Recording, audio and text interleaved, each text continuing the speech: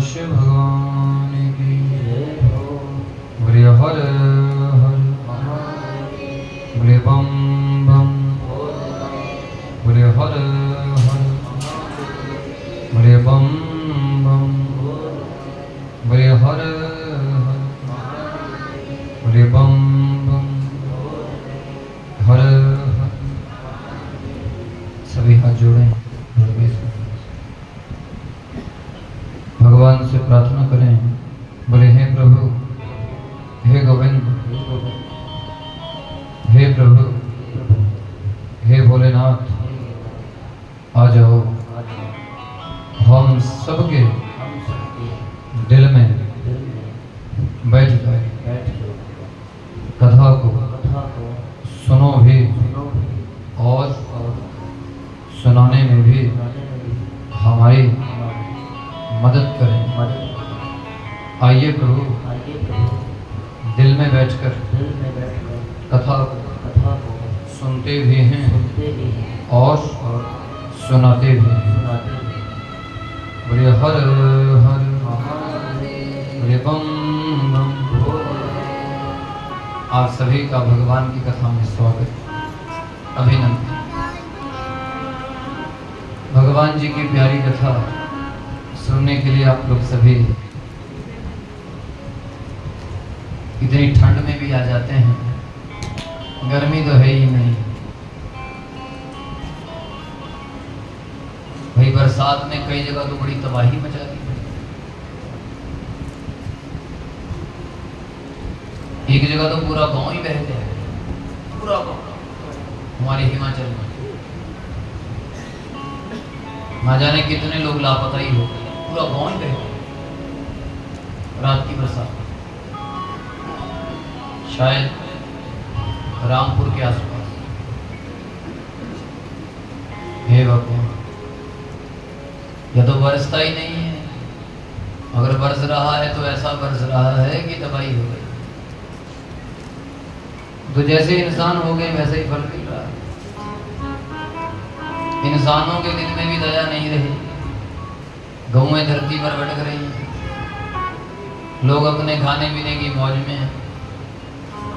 अपना काम बनता झाड़ में जाए, बोल राधे। और हालत बड़ी गंभीर है। चलो जैसी ईश्वर की इच्छा। भगवान के आगे तो किसी का जोर नहीं, कोई कुछ कर ही नहीं सकता। आज कथा सुनने के लिए शिमला से भी लोग आए हैं। सुबह चले थे, परसों आ गए। अच्छा,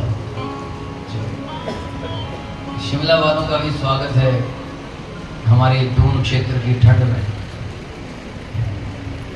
बोलो हर हर, बोलो बम बम। आपने कल अनेक कथाओं को सुना। किसी को याद है कल क्या क्या सुना? एक चौपाई बताओ जो मैंने आपको कल बताया था, गा करके सुनाओ।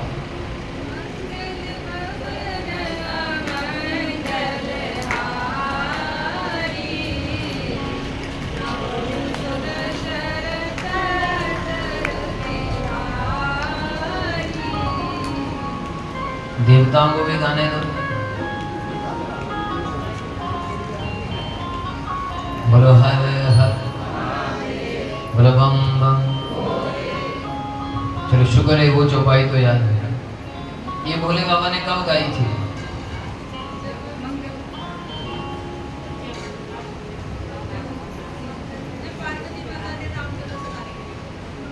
हाँ, भोले बाबा ने कहा हे देवी, आपने मुझसे भगवान की कथा को पूछा है। आप ये भी कह सकती थी कि मेरे माता पिता कैसे हैं ये बताओ। आप कुछ और भी संसार का पूछ सकती थी, आपने नहीं पूछा। आपने केवल एक बात पूछी कि मुझे राम जी की कथा सुनाओ। बोलो जय श्री राम। अच्छा, और आपने कल भोले बाबा का एक नया रूप सुना था। कौन सा रूप सुना था कल? हाँ, कौन सा रूप? नटराज का। और मैंने आपको नटराज स्तुति भी सुनाई थी। किसी को याद है नटराज स्तुति का कोई एक आधा शब्द याद?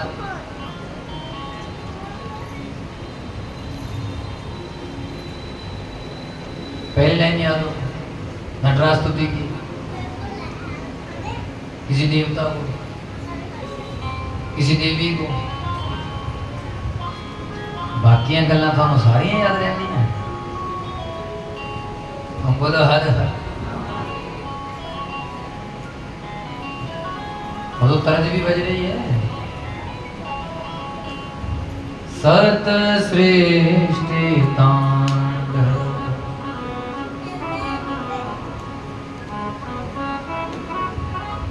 नटराज राज नमो नमः। सत श्रेष्ठ सुनी थी ना कल स्तुति? और भोले बाबा के ऊपर प्रसन्न होकर के राजा हिमाचल ने वचन दे दिया था, मैं जो चाहोगे वो दे दूंगा। राजा फंस गए इसमें। और नटराज ने क्या मांगा था?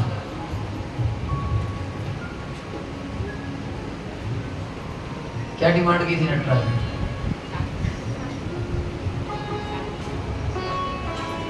राजा हिमाचल से क्या मांगा था?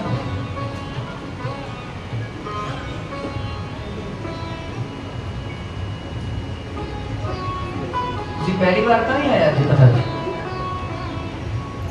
क्या मांगा था नटराज ने? गोभी तो बोल मटर पनीर तो नहीं, क्या मांगा था?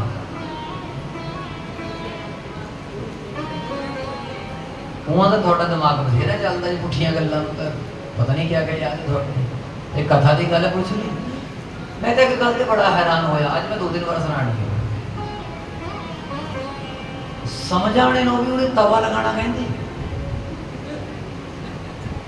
मतलब सुन के हैरान हो गया। कल समझ आने वाली गल्लां नो कहते कहते तुसी तवा लांदे, मैं तो पहली बार सुना तवा क्या होता है।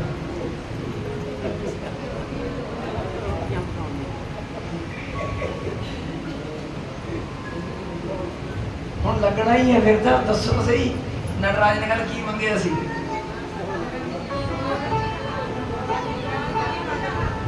गौरा जी का हाथ मारो। हुण याद रखियो हर हर बोलो बम बम। अच्छा जब मैना जी को पता लगा, मैना जी ने तुरंत हिमाचल जी को बुलाया। सुनो राजा, नटराज की बातों में मत आना। लेकिन नटराज ने वहम डाल दिया और सरेआम कह दिया, मैना धमकी दे दी, धमकी चेतावनी के नामन्य से वचश्चेन मरिष्यामि न संशयः त्यक्ष्यामि च गृहं सद्यो भक्षयिष्यामि वा विषम् गले बद्ध्वा अम्बिकामरज्वा यास्यामि गहनं वनम् महाम्बुधो मज्जयिषे तस्मै दास्यामि नो सुताम्। साक्षात कह दिया, चेतावनी दे दी, हे राजा हिमाचल, अगर मेरी बात को नहीं माना तो मैं मर जाऊंगी। मरिष्यामि न संशय और तक्ष्यामि व गृहम्, मैं अपने घर को छोड़ दूंगी। और भक्षिष्यामि व विषम्, अगर मुझे घर नहीं छोड़ने दिया तो मैं जहर खा लूंगी। अब ये देखो माँ का कितना प्यार है बेटी से, और कह दिया गले बद्वा अंबिका मृज्वा, मैं गौरा जी के गले में रस्सी बांधकर फांसी लगा दूंगी, पर अपनी बेटी को ऐसे घर में नहीं भेजूंगी जैसा वर्णन नटराज ने किया। मुझे तो पहले ही बहन था, नहीं भेजूंगी मैसेज, घनघोर जंगल में ले जाऊंगी और घने जंगल में ले जाकर के गले में रस्सी डाल करके लटका दूंगी, पर अपनी बेटी को मैं ऐसे हाथों में कभी नहीं सौंपूंगी। महाम्बुदो मज्जई से, महाम्बुदो कहते हैं सागर को, या बड़ा पत्थर बांध करके सागर में फेंक दूंगी, लेकिन तस्मै दास्यामि नो सुता, लेकिन अपनी बेटी को मैं शंकर को देने वाली नहीं हूं। इतना प्यार करती है माँ अपनी बेटी से। मैं निवेदन करूं इन बेटियों से, बेटियों को भी पूरी मर्यादा रखनी चाहिए, किसी भी प्रकार से ऐसा काम ना करें कि माँ बाप जीते जी मर जाएं। बड़ा नाज होता है बेटियों से। मैना ने कह दिया, अब घर के बीच में हालत खराब हो गई, भोले बाबा तो वापिस आ गए। 7 ऋषियों को कहा आप जाकर के काम संभाल। 7 ऋषि कहने लगे जब बात बनी हुई थी, शादी सीधी होने वाली थी, नटराज बनने की क्या जरूरत थी, सीधा सीधा काम हो रहा था, हम करते खुद और हमें कहते हो संभालो। ठीक है महाराज जाते हैं। अब 7 ऋषि अकेले नहीं गए, अपनी धर्म पत्नियों को साथ ले गए, और साथ में जब ले जाते हैं और राजा हिमाचल तो बड़ा स्वागत करते हैं कि धन्यो अहम कृतकृत्यो अहम सफलम जीवितम यस्माद् भवन्तो मदगेहमागताः विष्णु रूपिणा। अरे महाराज आपका बहुत बहुत धन्यवाद, जो आप हमारे घर में पधारे आए हैं, स्वागत है। मैं तो महाराज तैयार हूं, पर मेरी घरवाली नहीं मानती, और वो देखो मैना कहा। अब मैना जी को गौरा जी ने अपनी गोदी में अपनी माँ का सर रखा हुआ है, मालिश कर। अब ये देखो गौरा जी, जबकि गौरा जी जानती हैं कि मैं सदा से ही भगवान शिव की हूँ, पिछले जन्म में भी इस जन्म में भी, और हम लोगों को तो शादी करने की जरूरत ही नहीं, हम तो एक दूसरे के हैं। लेकिन उसके बावजूद गौरा जी कहती है माँ, जब तक तो स्वयं मेरा हाथ शंकर के हाथ में नहीं देगी, मैं शादी करने वाली नहीं हूँ। ये है इस देश की शिक्षा। बोलो हर, बोलो बम बम। ये इस देश की शिक्षा। गौरा जी समर्थवान हैं, सब कुछ कर सकते हैं, लेकिन उसके बावजूद भी गौरा जी ने अपने माता पिता को वचन दे दिया। बोलो गौरा मैया। इसलिए इस देश को भारत माँ कहा जाता है। बोले भारत माता। अब 7 ऋषि समझाने लगे, जगत पिता शिव प्रोक्तो जगन माता शिवा, तस्मादेया त्वया कन्या शंकरस्य महात्मने। हे राजा, भगवान शिव जगत पिता, और उनकी जो अर्धांगिनी बनेगी वो जगन माता होगी। इसलिए आप अपनी बेटी का हाथ भगवान शिव के हाथ में दे दो। इतनी बात सुनते ही मैना बेहोश हो गई। अब अरुंधति कहने लगी, उत्तिष्ठ मेनके साध्वी त्वद्गृहे अहम अरुन्धती आगता मुनयश्चापि सप्तायातः कृपालवः। अरे उठ, मैं अरुंधति आपके घर में आई, सातों ऋषि मुनि भी आए। अब पूरी सभा बैठ गई, पूरा समाज बैठ गया। मैं आपसे निवेदन करूं, कथा को समझो। अगर आपस में कोई बात हो जाए तो बैठ करके सॉल्व करो। सारा समाज बैठ गया, 7 ऋषि बैठ गए।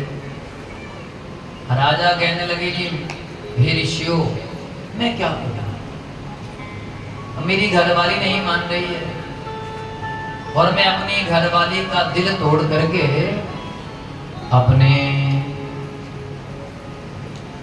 इस व्यवहार को पूरा नहीं कर सकता। अब ये देखो, इस देश में देवियों की कितनी महानता है।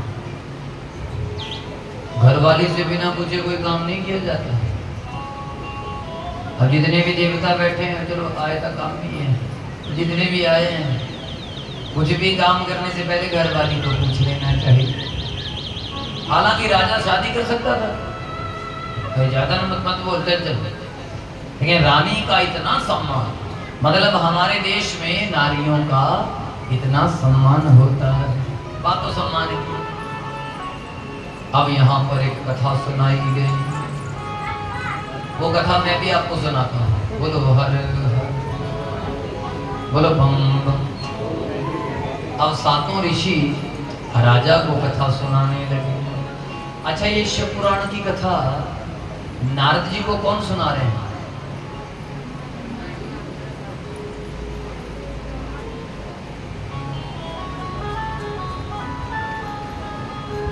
नारद जी को शिव पुराण किसने सुनाया? हाँ देवता।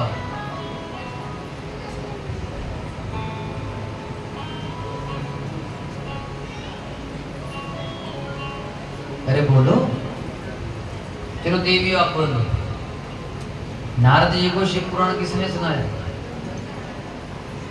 हाँ जोर से बोलो। ब्रह्मा जी ने। मारो ताड़ियां ना बस। ये देख लो अपने हाथ, बोलो हर हर। अच्छा, भगवान शिव जी ने किसको सुनाया? पहले नंदीकारी है, नंदी जी। अच्छा, नंदी ने किसको सुनाया? देवताओं बताओ।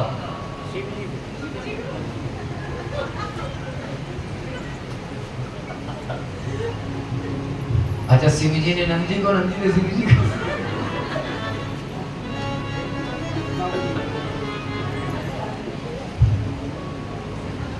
अरे देवताओं बताओ। इधर देखो, इधर देखो। ससो गल्ला मारने बथेरे है, पर चंगी गल कोई याद नहीं। बताओ। अच्छा आप बताओ देवी। सन्नत कुमारों को मारो ताड़ी। बोलो राधे राधे। अच्छा, अब देवता बताएंगे सन्नत कुमारों ने किसको सुनाई कथा शिव पुराण में? जोर से बोलो। वेद व्यास जी को। पंडित जी के लिए ताड़ियां लगा दो। और वेद व्यास जी ने किसको सुनाई? जय हो। गुरुदास जी परिवार सहित आए हैं, सवेरे भी आए थे, उनका क्या नहीं पता। जय हो। विराजमान हो जाए। बोलो हरे कृष्णा। बोलो बांके बिहारी लाल। बोलो राधे राधे। बोलो राधे राधे। बोलो हर हर। अब यहाँ पर ब्रह्मा जी नारद को सुना रहे हैं और राजा हिमाचल को 7 ऋषि कथा सुना रहे हैं। अब याद रखना, कल फिर पेपरों में आएगा, ठीक है? बोलो हरे कृष्णा। जोर से कह दो हर हर बम बम। अब सुनाने लगे, सुनो गिरिराज। एको महेंद्र शैलाना पक्षांच छेद लीलया पार्वती लीलया मेरो श्रृंग भंगम चकार। राजा, आदमी जो एक बार वचन कर देता है ना, उस वचन को तोड़ना महापाप होता है। एक बार जो जुबान कर दी सो कर दी। इस देश में एक भगवान शिव जी के भक्त हैं और उन भगत जी का नाम है दधीची ऋषि। दधीची ऋषि ने शुक्राचार्य जी से मंत्र लेकर के मृत संजीवनी विद्या को सिद्ध किया और दधीची ऋषि ने गौ माता के ही दूध का सेवन करके अपने जीवन को ऊर्जान्वित बनाया, अन्न ग्रहण नहीं किया और मंत्र के बल पर, शक्ति के बल पर उनका ओज तेज बल इतना बढ़ गया था कि वो किसी भी चीज को अगर ग्रहण कर लेते थे तो उनको अंदर वो समा जाती थी, पच जाती थी। एक बार देवताओं का राक्षसों का युद्ध हुआ। उस युद्ध के बीच में देवता भागने लगे राक्षसों से। राक्षसों ने देवताओं के सारे अस्त्र शस्त्र छीनने की कोशिश की और देवताओं ने सारे अस्त्र शस्त्र दधीची ऋषि के आश्रम में छिपा दिए और दधीची ऋषि से प्रार्थना की, इनको बचा लेना, अगर ये बचे रहेंगे तो हम लोग दोबारा से युद्ध करके जीत सकते हैं। दधीची ऋषि ने कहा, हमारे आश्रम पर ताला नहीं लगता, कोई भी आएगा उठाकर ले जाएगा, इन्हें मैं खा लेता हूं। दधीची ऋषि ने सारे अस्त्र शस्त्र खा लिए और अपने पेट के अंदर मंत्रों की शक्ति से, योग की शक्ति से, दिव्य ऊर्जा से उन अस्त्र शस्त्रों को अंदर छिपा लिया और फिर से साधना में बैठ गए। भगवान शिव जी का मंत्र जप करने लगे। बोलो हर बोलो बम बम। और ऐसा ही सुंदर शिव मंदिर उन्होंने बना रखा था। सुबह शाम दिन रात भगवान शिव की आराधना में वो बैठे रहते थे और भगवान शिव की कृपा से दधीची ऋषि का कुछ नहीं बिगड़ा। देखो, भगवान जिसे रखना चाहे उसे कहीं भी रख ले। अभी अभी एक चमत्कार हुआ। बंगाल की खाड़ी के बीच में 31 मछुआरों की नाव पलट गई। तूफान आया, पलट गई और बिल्कुल बीच में वो नाव पलटी। चारों तरफ बचने का कोई सोर्स ही नहीं, लेकिन एक आदमी जिंदा बच गया। 5 दिन 5 रातें वो पानी में तैरता रहा और भगवान ने ऐसी कृपा की कि बरसात होती थी तो ऊपर को मुंह करके बरसात की पानी की कुछ बूंदे उसके मुंह में डायरेक्ट गिर जाती थी, जिससे बच गई। ये अभी की बात है, 2023 की। और उसके बाद 5 दिनों के बाद कोई एक हवाई जहाज अपने दूसरा समुद्री जहाज निकल रहा था। समुद्री जहाज के कैप्टन को दिख गया कोई इशारे कर रहा है या कोई हिल रहा है और उन्होंने जहाज घुमाया, रोका, देखा कि जहां तक जहाज को आने में 2 दिन लगते हैं वहां आदमी जिंदा कैसे? वो बांग्लादेश का वो जहाज था और वो था इंडिया का। अब उसको बचाने की खुशी में उन्होंने वीडियो बनाया, यूट्यूब पर डाल रखा है, मैंने यूट्यूब पर देखा। उन्होंने वीडियो बनाया कि देखो, और अपने शब्दों में कुछ कहा तो ट्रांसलेट करने वालों ने कहा कि भगवान जिसे बचाना चाहे उसे कहीं भी बचा दे, वरना 5 दिन 5 रातें कोई समुद्र में जिंदा रह सकता है? रात को तो वैसे ही आदमी मर गया और उसको फिर हॉस्पिटल ले गए। उसको पूछा गया कि तू जिंदा कैसे रहा? कि पता नहीं, जब मैं घर से जा रहा था तो मेरे माता पिता ने कहा कि मत जा। तो जाते जाते उन्होंने मुझसे कुछ प्रार्थना करवाई और गले में एक धागा बांधा कि भगवान तेरी रक्षा करेंगे। होगा कोई रक्षा मंत्र, क्या हो तो उनका कुछ बड़ा सिस्टम हो। तो जब हम पानी में डूब गए तो मेरे मन से प्रेरणा अंदर से आई कि मेरे धागा बंधा हुआ है और मैंने प्रार्थना की है, मैं मर नहीं सकता, मैं मर ही नहीं सकता। बड़ी प्रार्थना है, बड़ा मेरे अंदर वो था भाई। इतनी बात सुन करके ऐसा जब मेरे मन में विचार आया, यही विचार घूमता रहा और मुझे नहीं पता कि 5 दिन हो गए। इसलिए कहा कि जागो रखे साईं, मार सके ना कोई, बाल न बांका होता चाहे सब जग बैरी। और ये जिसे वो रखना चाहते हैं उसे कोई मार नहीं सकता। अब कथा सुनना ध्यान से। दधीची ऋषि ध्यान में बैठे हैं, बड़े योगी हैं, और इधर देवताओं को दर दर की ठोकरें खानी पड़ी। वृत्रासुर नामक का भयंकर एक राक्षस जिसने तीनों लोकों पर राज कर लिया। ब्रह्मा जी ने, विष्णु जी ने प्रार्थना की, सब देवताओं ने प्रार्थना की, सबने कहा अगर बचना है तो दधीची ऋषि की हड्डियां ले लो। दधीची ऋषि की हड्डियों से दिव्य एक अस्त्र बनेगा जिसे वज्र कहेंगे, और उस वज्र के द्वारा आप वृत्रासुर को मार सकते हो। अब दधीची ऋषि के आश्रम पर ये इंद्र पहुंचा। मैंने आपसे निवेदन किया, इंद्र है देवताओं का नेता। बोलो राधे राधे। अभी जितने भी नेता लोग होते हैं ना, ये अपना काम देखते हैं कहां से बनता है। बस अपने काम के लिए तो बहन जी, चाची जी, ताई जी, मम्मी है, तो मेरी बहन दी, अम्मा दी, मासी दी, चाची दी, ताई दी, कुड़ी दी बहन है, इतना लंबा रिश्ता निकाल लेंगे।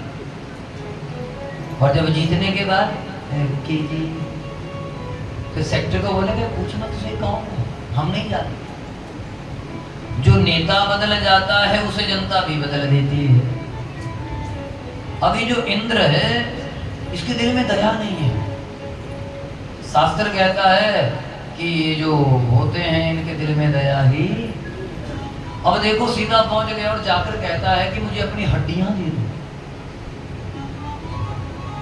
अच्छा, जो दधीची ऋषि की घर वाली है सुवर्चा, बहुत ज्यादा समझदार है। अच्छा, वैसे भी देवियों में एक छठी इंद्री काम करती है, हाँ, एक एक्स्ट्रा होती है, वो सोचने समझने की शक्ति।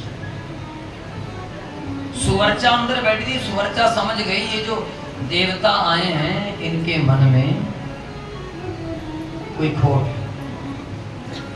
अब दधीची ऋषि को तो मना लिया, लेकिन दधीची ऋषि ने कहा कि मैं अपनी घरवाली के सामने अपना शरीर नहीं छोड़ सकता, मैं उसे धोखा नहीं दे सकता, किसी रूप से उसे दूर करना होगा। और सुवर्चा को दधीची ऋषि कहते हैं कि मुझे पूजा करवानी है, ताजा जल लेकर आओ। और पुराने समय में तो जल दूर से आता था, और आजकल के लोगों को तो पानी की कदर ही नहीं है। एक बार मोटर चल पड़ी तो 3 घंटे चली हुई है। पर मैं कल से देख रहा हूं, परसों बोलने का फायदा हुआ, बोलने का असर हुआ।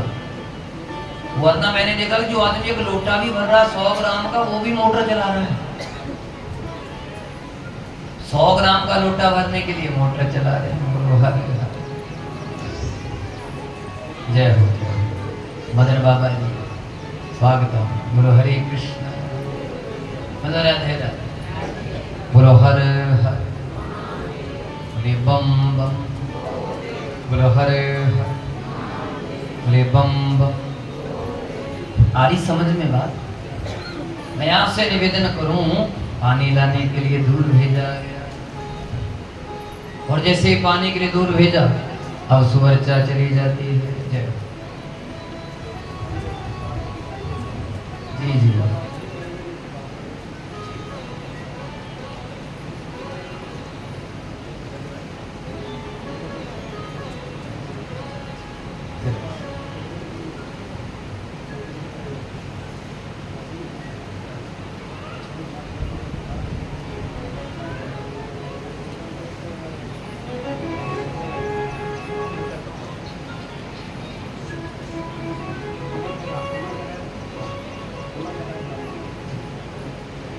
बोलिए हर हर, बोलिए बम बम, बोलिए बांके बिहारिया, बोलो सांवरिया सरकार। दोनों हाथ उठा लो, बोलिए बम बम, हर हर। अब ध्यान से सुनना, कथा बोले ना। अब सुवर्चा को भेज दिया, लेकिन सुवर्चा समझ गई कि कुछ मामला गड़बड़। दधीचि ऋषि कहने लगे, हे इंद्र, वैसे तो तुम्हें शर्म नहीं है,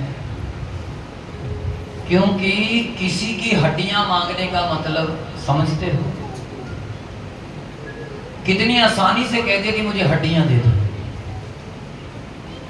और शर्त है कि हड्डियां जीते जी निकलनी चाहिए,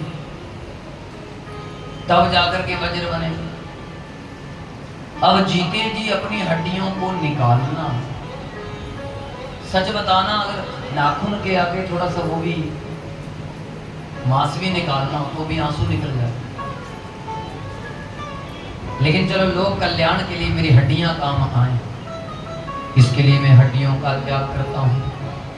पद्मासन में बैठ गए, लंबा सांस लिया और अपनी ऊर्जा को स्थापित कर लिया ब्रह्मरंध्र में। स्थापित,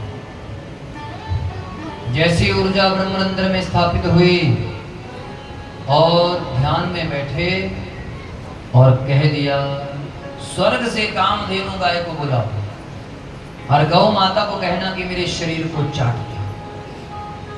देवताओं ने, इंद्र ने दधीचि ऋषि के पूरे शरीर पर शहद मल दिया, और कुछ गौ माता के खाने की सामग्री को मल दिया,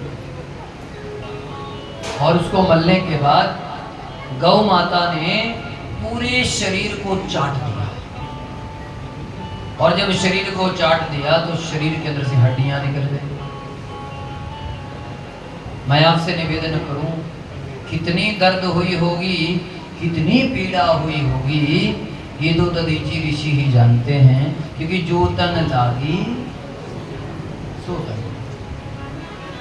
और ये कथा कौन सुना रहे?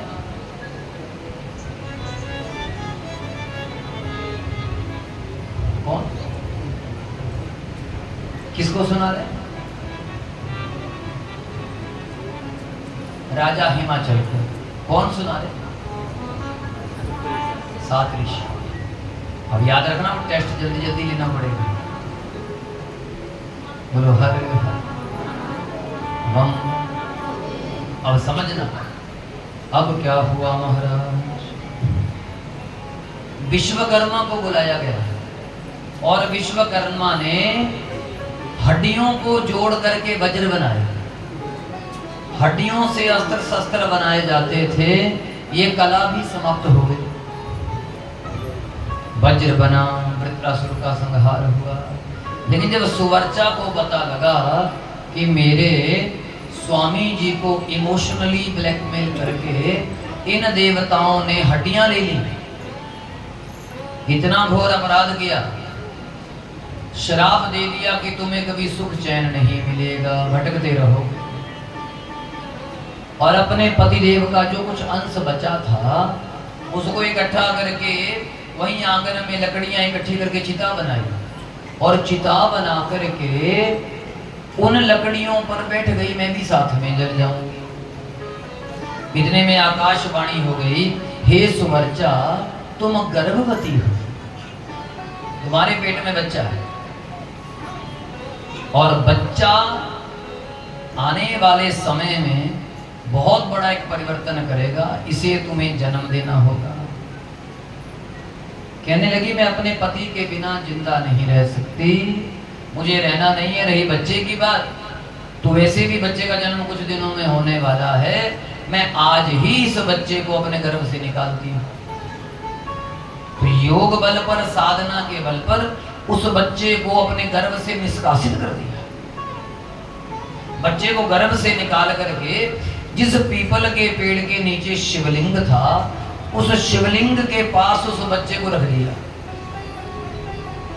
और पीपल के पेड़ से प्रार्थना की, आज के बाद इस बच्चे का नाम हमारे नाम से नहीं जाना जाएगा। ये बच्चा साक्षात शिव के ही भक्ति से पैदा हुआ है, शिव का ही रूप है। हे पीपल, आपने मेरे बच्चे को पालना और इस बच्चे का नाम पिपलाद होगा। क्या नाम रख दिया बच्चे का? अब पीपल में एक ऐसी एनर्जी है, पीपल के पास 24 घंटे ऑक्सीजन रहती है। पीपल के नीचे सोने वाले लोगों को दमा कम होता है और पीपल की पत्तियां उबाल कर पीने वाले लोगों को बुखार नहीं होता। जिनको टाइफाइड नहीं जाता है, उन लोगों को पीपल के बीज और पीपल की पत्तियां उबाल कर पीनी चाहिए। और खासकर कोई नए जोड़े हों जिन्हें गर्भ धारण ना होता हो, जिन्हें बच्चे की समस्या हो, ना बेटा ना बेटी, कोई बच्चा ही ना हो, उन लोगों को पीपल के बीजों का रस रोज पीना चाहिए उबाल कर। देसी गाय का दूध हो फिर तो कहना क्या। बोलो गौ माता, गर्भ धारण की क्षमता बढ़ जाती है। तो पीपल ने प्रकट होकर के उस बच्चे की रक्षा की, उस बच्चे का पालन पोषण किया और उस बच्चे का नाम पड़ गया पिपलाद मुनि। क्या नाम पड़ गया? और ये बच्चा पीपल के पत्ते और पीपल के फल खाकर बड़ा और बचपन से ही भगवान शिव की आराधना तपस्या करता रहा। अब मंत्रों में ताकत है, पर साधना करनी आनी चाहिए।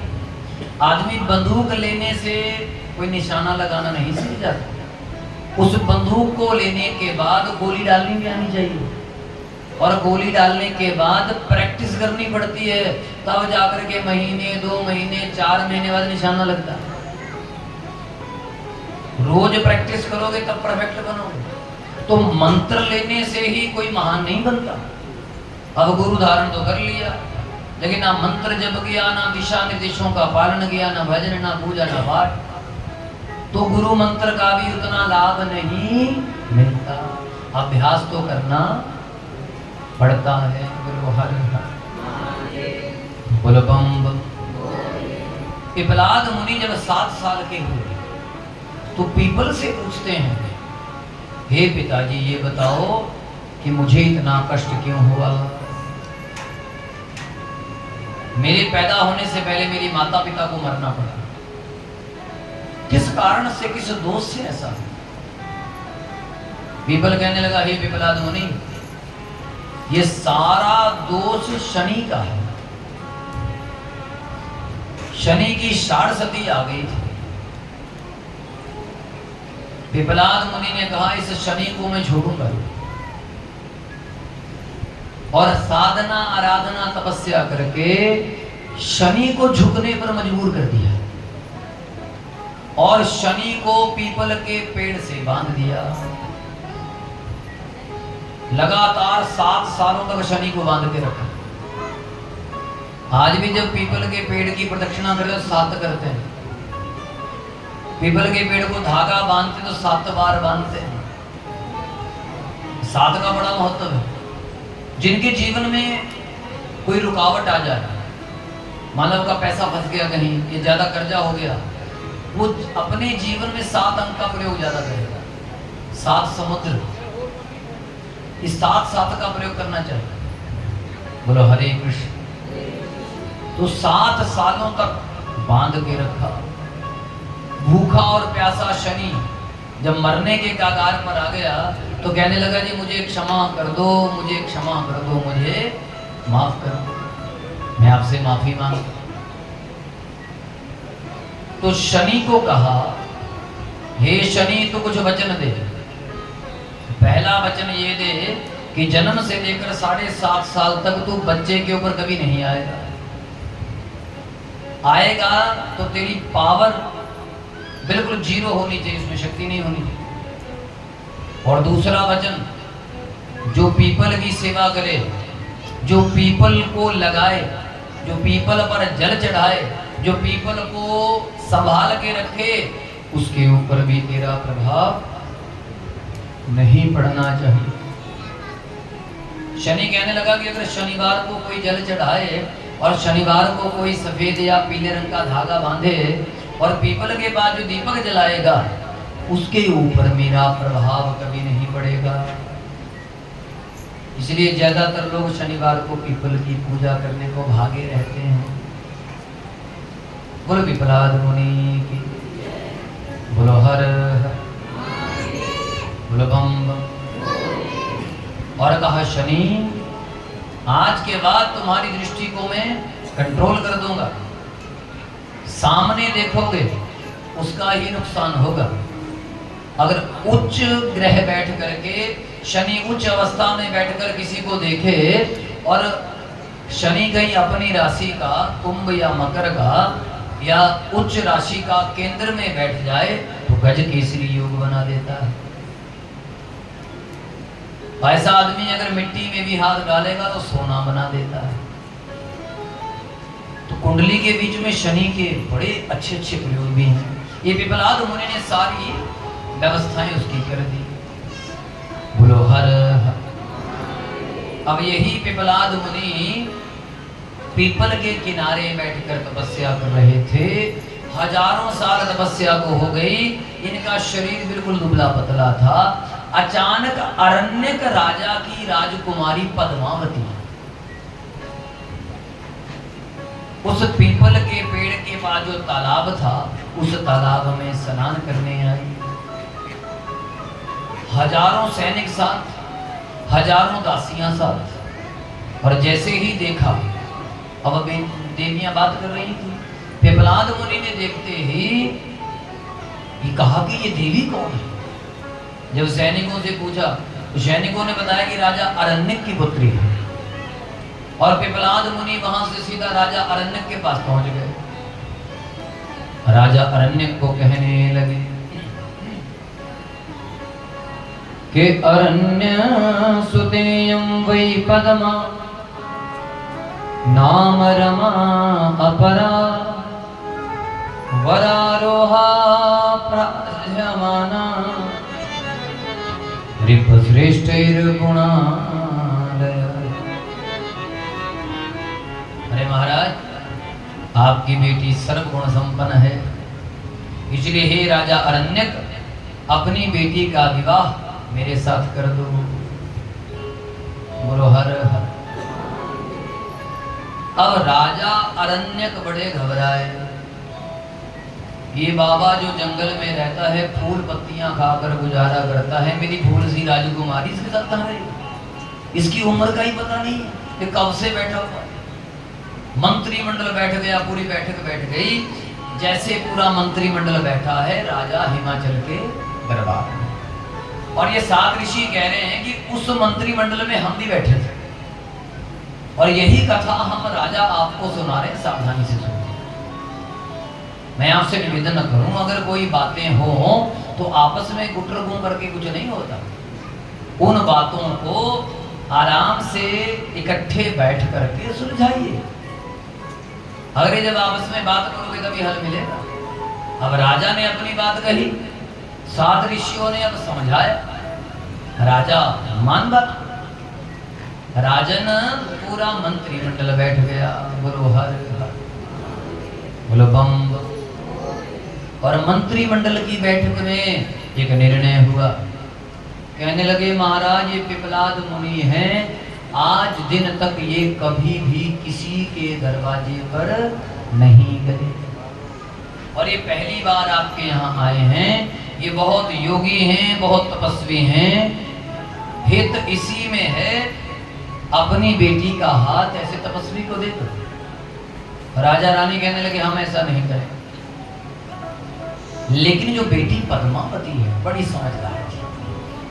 हाथ जोड़े पिताजी, ऐसा है कि तपस्या करने वाला घर वाला बड़ी किस्मत से मिलता है। और इनकी तो मैंने इतनी कथाएं सुनी हैं कि तो मेरा पिछले जन्म का कोई सौभाग्य होगा जो ऐसे ऋषि महाराज मुझसे विवाह करना चाहते। आप ऐसा करिए, ना अपने आप के ऊपर संकट आए, ना आपको कोई दोष लगे, मेरी तो आपने शादी करनी ही है। किसी ना किसी को तो मुझे सौंपना ही है, इन ऋषि को ही मुझे सौंप दो। 7 ऋषि समझाने लगे, हे राजा हिमाचल, सभा में हम भी बैठे थे। हमने जब सभा में देखा कि ऐसी बातें हो रही हैं, और उसी समय सबने निर्णय लिया कि ये बेटी ठीक कह रही है, और पद्मावती का विवाह पिपलाद मुनि के साथ कर दिया। पिपलाद मुनि योगी हैं, पीपल के नीचे बैठ गए, जाकर के फिर तपस्या में बैठ गए। अब महलों की राजकुमारी है, नौकर चाकर आगे पीछे रहते हैं।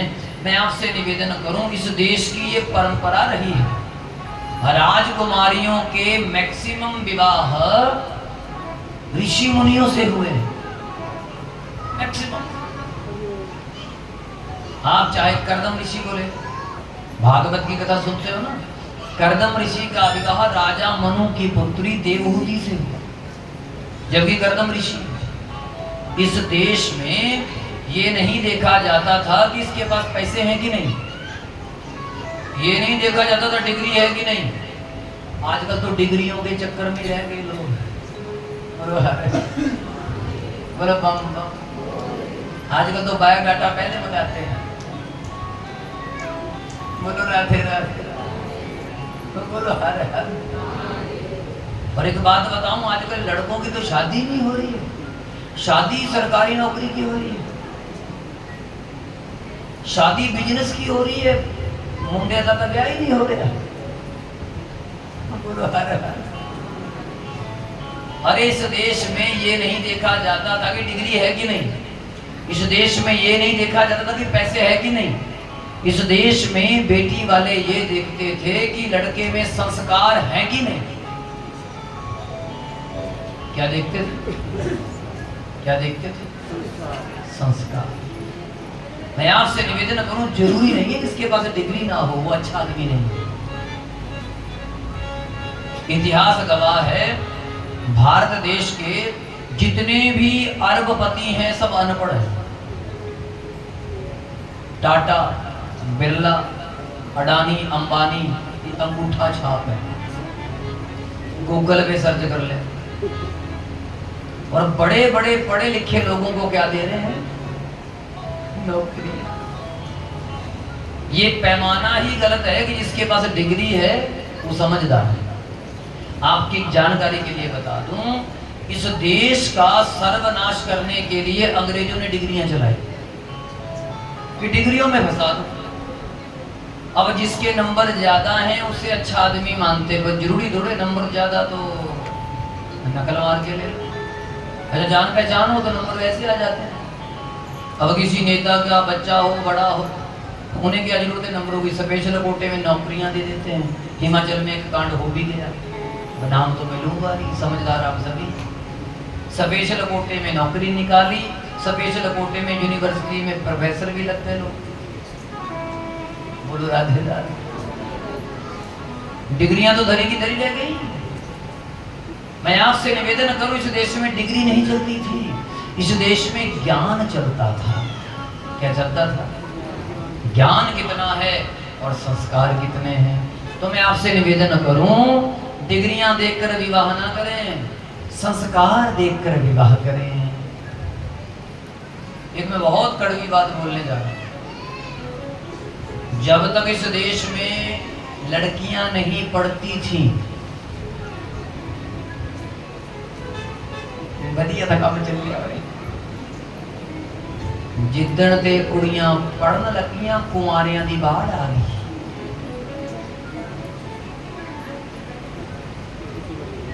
पढ़ा लिखा जज लड़का भी अनपढ़ लड़की से शादी कर लेता था। लेकिन प्लस टू पढ़ी लिखी 10वीं वाले नाल नहीं कर दी ले प्लस टू पढ़ी हुई है। गलत बोल रहा हूँ? और जब से ये देवियां पढ़ी तब से गौओं का भी मिदब जाकर रामजरा गौवा पाली तो की दुध होंदा हूँ तो 5000 की नौकरी वास्ते भी सवेरे 7 बजे उठ के 7 बजे तक ड्यूटी करनी रुपये कितने मिलते गुरु रात तो मैं इसका मतलब ये अब हूँ तुम पुठा ना कितने सोच ले हो हूँ मैं फिर कहनी होगा मैं तो बड़ा हैरान होया समझ आने की गल भी कहते कि तवा लाते देखो जो गल समझ आने की कहती कहते तवा लाते मैं तो पहली बार सुना तवा शब्द क्या है ये कितने दे बड़े जब ये थोड़ा पता हो जाए हूँ तुम कितने पुठा ना सोच ले हो कि पंडित जी तक कुड़ियां को पढ़ाना नहीं चाहते ऐसा मत सोच ले लगे मैं अपनी बेटियों पे बड़ा खर्च कर रहा हूँ पढ़ाने में। कहने का मतलब ये है कि आप कितनी भी डिग्रियां लें अगर आपने अपने बच्चों में संस्कार नहीं भरे तो आपकी डिग्रियां 2 कौड़ी की हैं। मेरा कहने का मतलब ये है तुझे पता नहीं क्या सोच रहा तो मैंने पता नहीं पर मेरे कहने का मतलब ये है कि अगर आप बच्चों को डिग्रियां दे रहे हैं कोई बच्चा प्रोफेसर भी बन जाए तो वो रसोई में भी अगर लगा है समझो माता पिता ने उसे संस्कार दिया। नहीं तो प्रोफेसर आदमी का हमारा कितना अखा मिला के राजी नहीं लगा ऐसा चले पर हमने देखे कई प्रोफेसर नाम तो नहीं बताएंगे क्या बात है घर के भी काम कोई करवा लो रसोई का काम करो पता नहीं लगता कि ये प्रोफेसर भी होंगे। ऐसे संस्कार होने चाहिए। बोलो हरे हरे बोलो बम। मैं आपसे निवेदन करूं मैं बात कर रहा था इस देश में डिग्रियां नहीं देखी जाती थी शादी के लिए क्या देखे जाते थे जोर से बोलो संस्कार कुल घराना इसके माता पिता कैसे हैं इसके दादा दादी कैसे थे इसके नाना नानी कैसे थे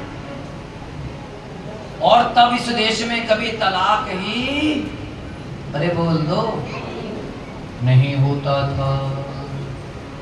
और जब से पढ़ाइयाँ चली डी फॉर डॉग मैंने कुत्ता कैट मैट रेड सेट बीए बिल्ली चूहे जब से ये अंग्रेजी स्कूलों वालों ने अंग्रेजी का सिलेबस लगाया डी फॉर बोल लिया करो D for C for cat मैंने तुसी आप ही सोचो केजी क्लास का बच्चा जिन्होंने बेचारे मुंह धोने का पता नहीं उन्होंने स्कूल में कुत्ता सिखाया जाए बेटा कुत्ता याद कर। अच्छा अब बेचारियां देवियां घर लगी भी हैं मेरे को कुंडलियां ले मेरा मुंडा पढ़ता नहीं मैं कहा चंगा कुत्ता नहीं पढ़ता ये कुत्ता पढ़ा के जगा रखना क्या डॉग कैट मैट चूहे कूड़ा कबाड़ पता नहीं क्या क्या पढ़ाया जाए और इसको हम फिर शिक्षा भी कह रहे हैं। आप ही सोचो सच बताओ क्या अपने बच्चे को कुत्ता पढ़ाना चाहिए? कितने लोग एग्री हैं कि हमारा बच्चा स्कूल में जाके कुत्ता पढ़े? कितने लोग सहमत है? बोलो है कोई सहमत? एक भी नहीं और फिर भी पढ़ा रहे हैं कोई विरोध ही नहीं करता। मैं आप और हमारे स्कूल की शिक्षा क्या थी आपको पता है? इस देश में ग से गणेश पढ़ाया जाता था ग से अरे बोल दो और आजकल क्या पढ़ाया जाता ग से गधा बोलो हर और क्या पढ़ाया जाता था इस देश में ल से लक्ष्मण अब ल से लोमड़ी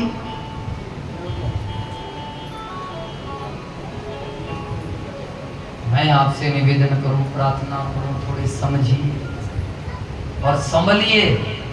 अब गधा कुत्ता पढ़ने वाले बच्चे जवान हो गए परिणाम सामने आ गया 100 में से केवल 5 ही घर बस रहे हैं 95 के तलाक हो रहे हैं। 5 भी उनके घर बस रहे हैं जिन्होंने घर में रामायण गीता का नियम रखा हुआ है जो घर में बच्चों को अपना पर्सनली अपने गुरुओं से जोड़कर संस्कार दे रहे हैं उनके घर पे चले।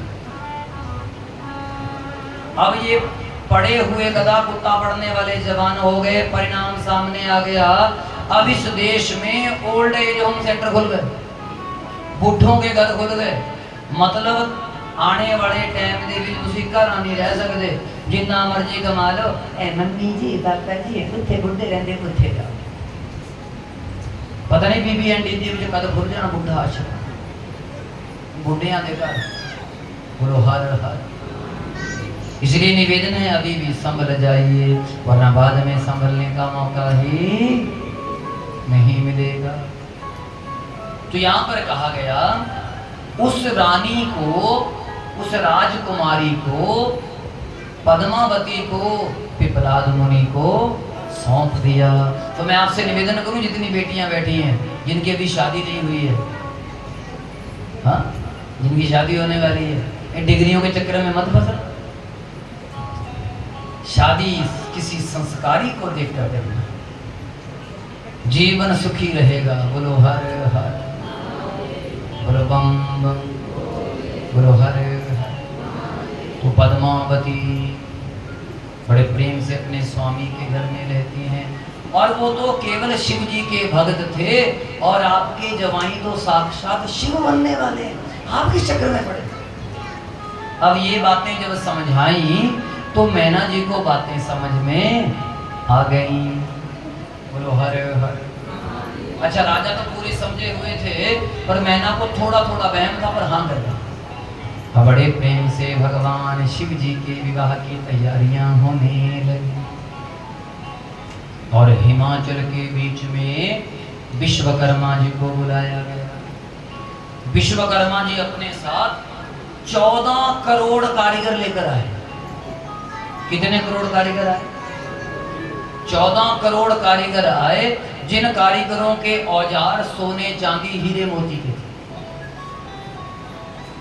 और ऐसा ऐसा वर्णन मिलता है, ऐसे घर अभी बने ही नहीं।